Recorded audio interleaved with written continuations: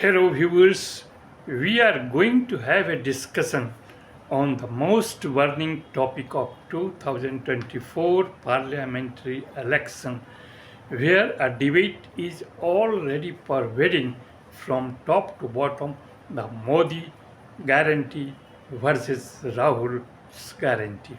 Here, Modi guarantee and Rahul guarantee have virtually changed the politico-economic contours of India just to get a political edge at the cost of voters and taxpayers' money.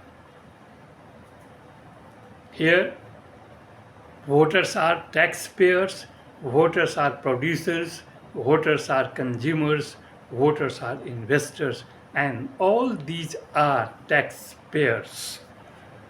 So that's why the Manmohan Singh's job-led inclusive growth is vanishing away in the midst of higher public debt, higher tax rate, higher physical deficit, lower private investment, lower private consumption for jobless growth of Viksit Bharat. That's why Modi guarantee paves the way for billionaire Raj with the support of few corporates, while Rahul's Freebies paves the way for bourgeois Raj, support of leftist and casteist forces. That's why the Modi image has become larger than RSS ideology, while Rahul's image has become larger than Gandhian ideology. This is the hard reality of 2024 parliament election before the voters. But voters wants to know whether India will be ruled by billionaire elites or by bourgeois, leftist and casteist elites. Yeah. In the midst of rising public debt, rising tax, rising or lowering the consumption and investment, just out of large level of or massively increasing the financial burden of free-wise guarantees like Modi guarantee and Rahul's guarantee. In this situation, our voters are ready to vote and they should come forward for their voice. This is my appeal to my voters. Once from the dais of the president of World Economic Forum is speaking or delivering a speech from the dais of forum had said that India was in the making of $10 trillion economy. So the captain of Dream Seller had immediately catched it to make a slogan that India would be a $5 trillion by 2024. What the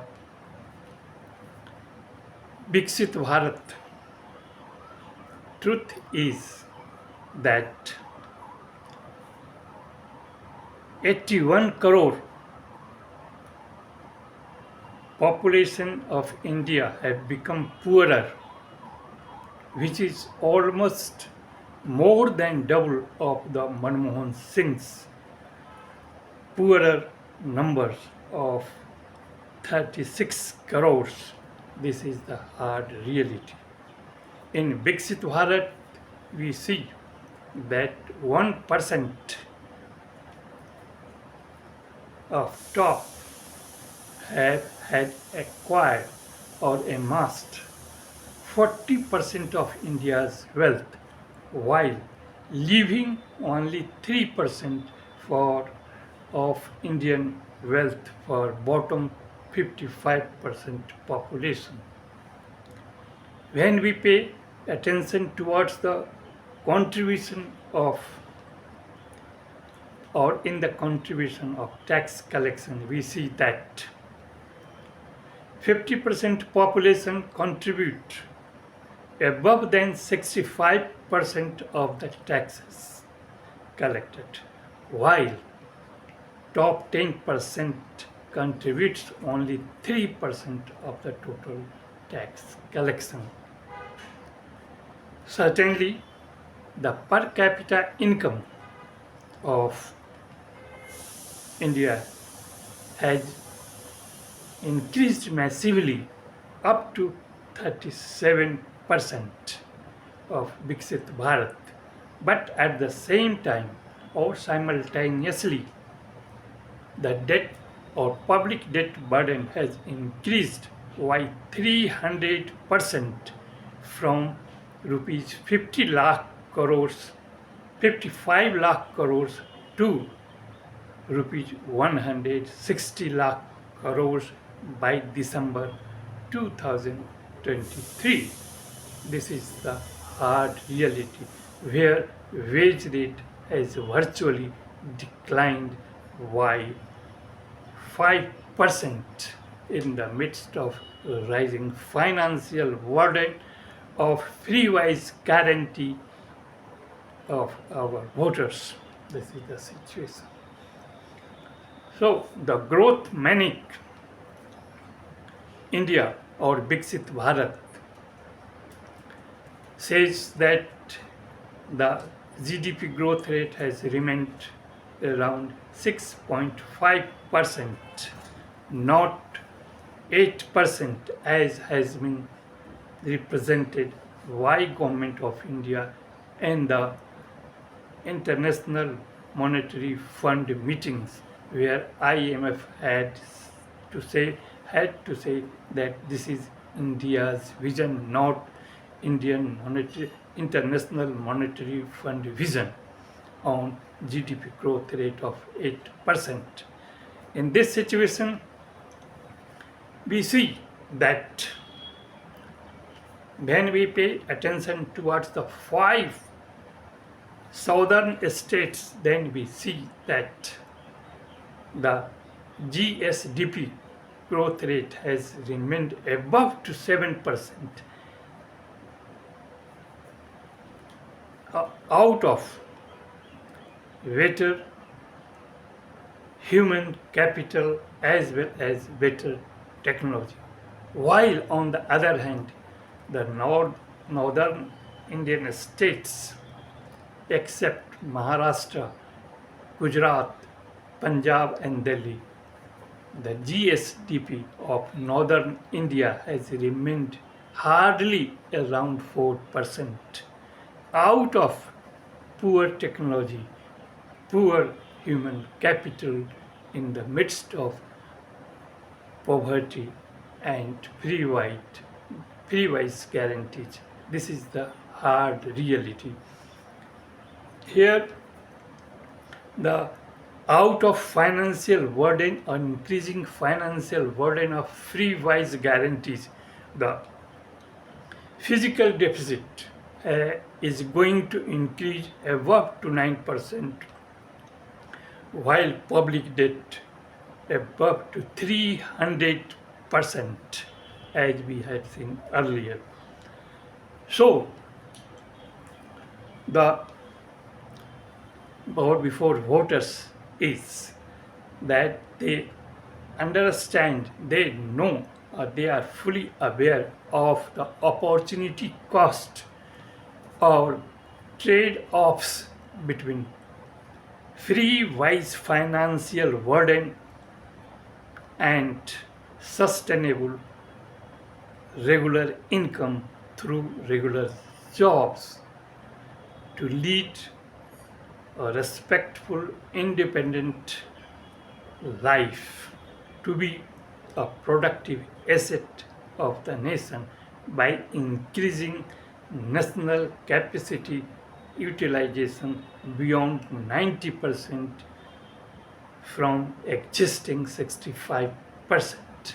In this situation, the right to employment for maximization of growth with quality human capital is the legitimate aspirations of our voters, and voters should ponder over these things in the midst of rising financial burden on public exchequer, and finally our voters will have to pay all these financial burden in the form of tax or government borrowings or rising debt, where interest burden will also increase, and that will also be borne by our voters. So this is a pertinent question, whether Modi's guarantee and Rahul guarantees or other parties guarantee in different states in the form of free wise guarantees are suitable for our voters, or these free wise guarantees are putting heavy pressure on their future generation, where their future generation is not getting employment in future. They will certainly bear the higher financial burden of the present comment. So it is a pertinent question before our voters in the parliamentary election of 2024, whether Modi guarantee or Rahul's guarantee or other types of guarantee from different states which are reeling under financial stress out of increased public debt because of the state government's heavier borrowings, just to provide free wide guarantees, and out of it the interest rate along with principal of borrowings or public debt are increasing day by day. This is the hard reality before our voters. So our voters must ponder over it, that whether free wise guarantee is good or not, or whether India will be ruled by corporate supported billionaire elites or by bourgeois leftist casteist elites. This is the situation before voting our voters. Thanks, a lot of thanks to my viewers.